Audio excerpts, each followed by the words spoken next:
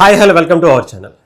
ఎవరినైతే కెలకూడదో వాళ్ళనే తెలంగాణలో కెలికారు. వాళ్ళు ఈరోజు వాళ్ళ ఉనికిని చాటుకోవడం పక్కన పెడితే ఇంకొకళ్ళకి ఇది ఓపిచ్చే పని చేస్తున్నారు. అనవసరంగా పవన్ కళ్యాణ్ గారికి తెలంగాణ వ్యతిరేకి అనేటువంటి ముద్ర వేయాలనేటువంటి ప్రయత్నం చేశారు. సఫలీకృతం పక్కన పెడితే ఉన్నదే ఊడిపోయేటువంటి పరిస్థితి తెచ్చుకున్నారు. అనవసరంగా గెలికామే అనుకునేటువంటి రియలైజ్ అయినా కూడా చేయగలిగింది ఏమీ లేకపోయేటువంటి పరిస్థితికి వాళ్ళు వచ్చారేమో అనిపించింది. ఏంటి అంటే తెలంగాణలో మొట్టమొదటిసారి జనసేన ఒక రకమైనటువంటి విజయాలను అందుకుంటుంది పంచాయతీ ఎన్నికల్లో. నేను చాలా సందర్భాల్లో చెప్పే చాప కింద నీరులా జనసేన అలా ఓపిక పట్టి ఉంది తెలంగాణలో. పవన్ కళ్యాణ్ గారిని ఏమన్నా టచ్ చేశాము అంటే అది బయటకు వచ్చింది. ఎస్పెషలీ ఉమ్మడి నల్గొండ జిల్లాలో కోమటిరెడ్డి వెంకటరెడ్డి గారికి సంబంధించినటువంటి ఇష్యూ చూసుకుంటే మనకు ఆయన చేసినటువంటి అన్నీ బయటికి పెట్టారు. ఆ తర్వాత అక్కడ ఆయన పంచాయతీల్లో గెలవనటువంటి పరిస్థితికి జనసేన వాళ్ళే చేశారు.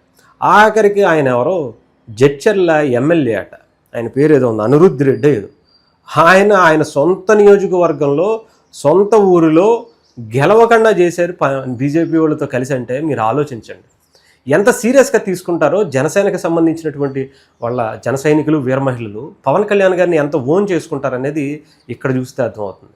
జస్ట్ ఇది శాంపుల్ మాత్రమే. అనిరుద్ధ్ రెడ్డి గారు చాలా ఉంది, వాళ్ళు చాలా చూపించడానికి సిద్ధమవుతున్నారు.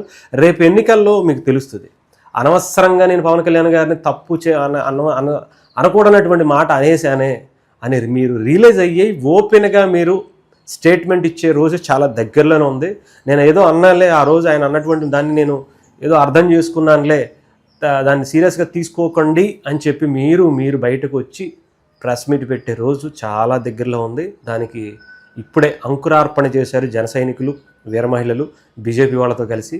మీరు నెక్స్ట్ స్టెప్ చూద్దురు. కానీ ముందుంది ముసళ్ళ పండుగ అంటారు కదా, దానికి వెయిట్ చేయండి. ఇకపోతే కొత్తగూడెం కావచ్చు, అశ్వారావుపేట కావచ్చు, ఖమ్మం జిల్లా మదిరలో కావచ్చు, చాలా నియోజకవర్గాల్లో నవాబ్పేట, అలాగే సర్పంచ్, ఉప సర్పంచ్, వార్డు మెంబర్లుగా చాలా వరకు జనసేన పార్టీ పోటీ చేసి గెలిచినటువంటి నియోజకవర్గాలు. ఒక మహిళ, చాలా పెద్ద ఆవిడ, దాదాపు 70 సంవత్సరాలకు పైగా ఉండేటువంటి ఒక మహిళ కూడా గెలుపొందిందట. అలాగే రామగుండంలో కూడా జనసేన పార్టీ పోటీ చేస్తుందట. ఇంకా చాలా నియోజకవర్గాలు ఉన్నాయి.